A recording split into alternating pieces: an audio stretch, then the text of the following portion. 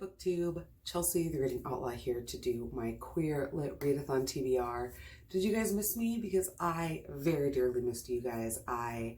Between my sickness and my kiddo's sickness and my husband's sickness and my birthday, things just got a little kind of off track, and so it just ended up becoming easier to take a little break, take a little breather, celebrate Thanksgiving. I hope everybody who celebrated had a wonderful Thanksgiving, Friendsgiving, however that manifests itself in your life. But we are here. It is the first. We are kicking off the Queer Lit Readathon. All of the information will be in the down bar.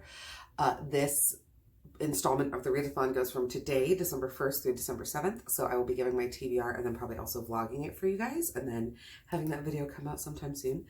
But in case you are unfamiliar, Queer Lit Readathon goes on usually twice a year, once every 6 months or so. And they put out a bingo board and give suggestions, and you can read as many, as little. You can get a bingo, not get a bingo. It's kind of up to you, but it's basically just a way to source and encourage reading queer lit and ways to find books that are new to you. So I am going with 4 books. I'm going with just kind of a standard bingo. I'm going for the lovely diagonal block, the center block. So first things up, that means participating in the group read, which is Orpheus Girl, which is, from what I understand, a queered retelling of the Orpheus and Eurydice myth, I think. I'm doing my best to not know anything about it because it's very small, but if the hosts of the Queer Lit Readathon picked it as the group read, I have a lot of faith that it's going to be super great. I really love this pastel, like orange blue color scheme, and then also the just the aesthetic of the 2 girls who are on the cover. So I'm very, very much so looking forward to this. The next square is graphic novels. And for this, I am getting caught up on some back issues of The Backstagers, as well as reading the first volume of Moonstruck. So I have a couple of different things in various manifestations and levels of queerness and queer identity, but I'm really much so looking forward to digging into both of those.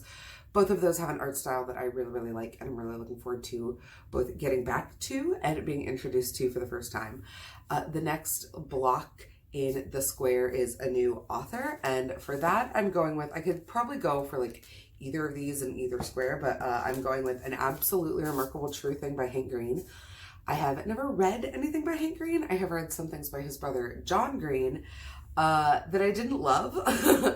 I was a young adult librarian in the height, and was just starting as a young adult librarian in the height of the John Green kind of era. So looking for Alaska, An Abundance of Catherines, obviously The Fault in Their Stars. So I've read a lot of John Green stuff, but I've never read anything Hank Green. This was recommended by several people to me. One of the Queer Lit hosts recommended this under the bi pan MC tag as well. So there is a bi protagonist in here somewhere, but Renee from Fangirl Happy Hour also recommended it as a really, really awesome queered SFF novel. So I had actually not heard anybody really talk about this book until I heard her talk about it. I got it because it was a book of the month selection, and that month I didn't really know anything else about it. So I'm looking forward to cracking into this one and getting to know Hank Green and seeing if he's similar at all to his brother or how they're different and what he's like as a storyteller.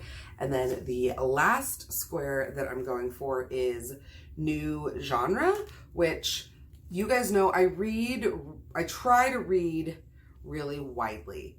But I'm also prepping for this readathon at kind of the last minute. So I probably should have picked like a Western or a mystery that was also queer, but I didn't. But I did have this book come in, and this is Color Outside the Lines, Story About Love, a collection edited by Sangu Mandana. This is a, like it says on the tin, collection of stories about interracial and queer relationships and romances. I'm assuming that means a fair number of them will be both interracial and queer, but there is the possibility that it's either or. The first book the first story in this collection is done by Anna Marie McLemore, who just recently came out as non-binary and is one of my absolute favorite young adult authors. The last story in this book is by Adam Silvera, who is a gay male young adult author who I really, really love, whose book, They Both Die at the End, really swept me off my feet earlier this year. So those are 2 really great bookends. There are a couple other names that I recognize in the author list. But yeah, I am sure, as is the case with most short story collections, there will be something in here that is unlike anything I've ever read before and will introduce me to a genre, a spin on a genre, an author that I haven't never introduced to. So I feel like it is in keeping with the square I will also try to be less bad at this readathon, and maybe see if I can find a mystery or a thriller or maybe even a Western. Things that I don't normally read when it comes to genres.